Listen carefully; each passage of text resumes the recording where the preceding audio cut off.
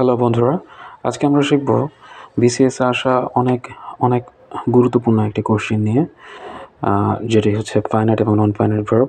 প্রথমত আমরা দেখব যে ফাইনাইট এবং নন ফাইনাইট ভার্ব সিলেকশনের ব্যাপারে আমরা তিনটি ক্যাটাগরিকে প্রায়োরিটি দেব। তার মধ্যে 1 নম্বরে থাকবে টেন্স, 2 নম্বরে থাকবে পার্সন এবং 3 নম্বরে থাকবে নাম্বার।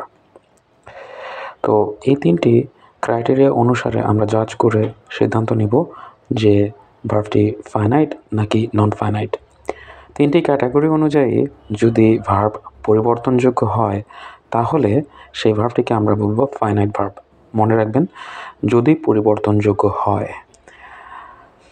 তো সেক্ষেত্রে আমরা কয়েকটি উদাহরণ সামনে দেখব। তার মধ্যে একটি হচ্ছে হি গোজ টু স্কুল এবং এরপরে লেখা হচ্ছে he went to school. So দুইটি সেন্টেন্সে আমরা পার্থক্য দেখতে পাচ্ছি। এক জায়গায় আছে গোজ এবং আরেক জায়গায় আছে ওয়েন্ট। তো গোজটা হচ্ছে প্রেজেন্ট টেন্সে এবং ওয়েন্টটা হচ্ছে পাস্ট টেন্সে অবশ্যই।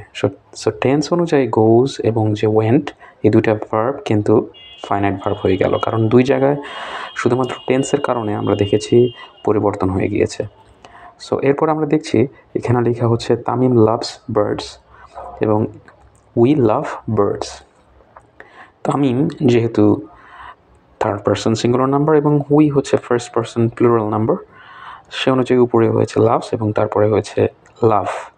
দুই জায়গায় কিন্তু দুই রকম ভার্ব। সো লাভস অথবা লাভ, এই দুইটাই কিন্তু ফাইনাইট ভার্ব, কারণ দুটা পারসন অনুযায়ী পরিবর্তন হয়ে গিয়েছে।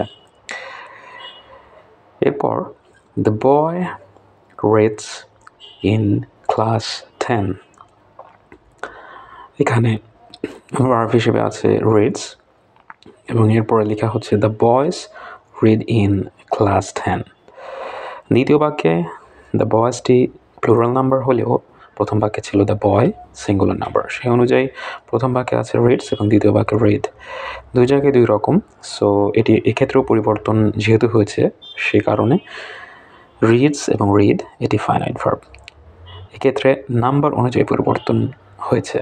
সো আমরা কিন্তু বন্ধুরা দেখলাম যে টেন্স, পারসন এবং নাম্বার তিনটি অনুযায়ী কীভাবে ফাইনাইট ভার্ব পরিবর্তিত হয়। পরীক্ষায় যখন আমরা কোনো বাক্য দেখব, সেক্ষেত্রে ভার্বটি টেন্স, পারসন এবং নাম্বারের ক্যাটাগরি অনুযায়ী পরিবর্তিত হচ্ছে কিনা সেই অনুযায়ী আমরা ডিসাইড করব এটি ফাইনাইট ভার্ব কিনা।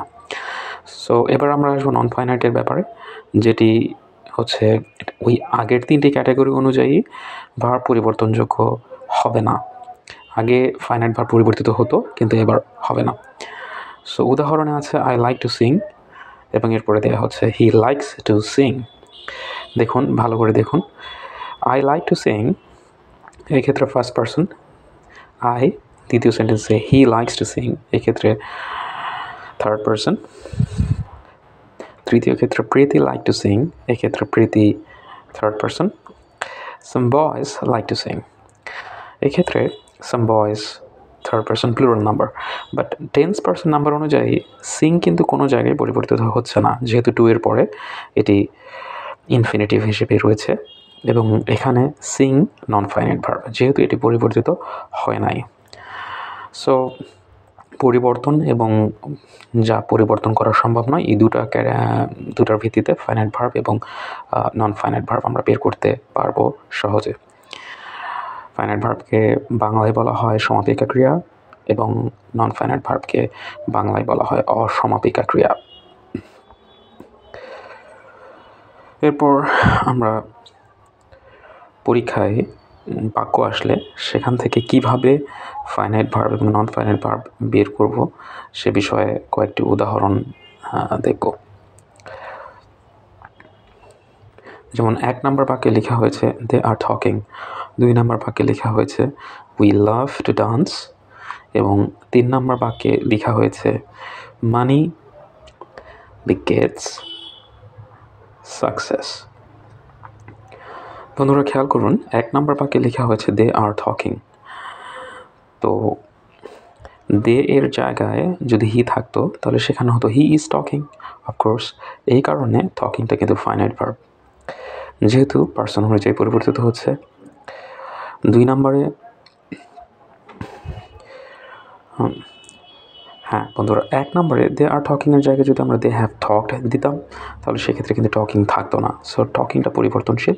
2 নম্বরে উই লাভ টু ডান্স, এক্ষেত্রে লাভও পরিবর্তনশীল, সে কারণে লাভটা হচ্ছে ফাইনাইট ভার্ব আর ডান্সটা টু এর পরে থাকার কারণে নন ফাইনাইট। মানে বিগেটস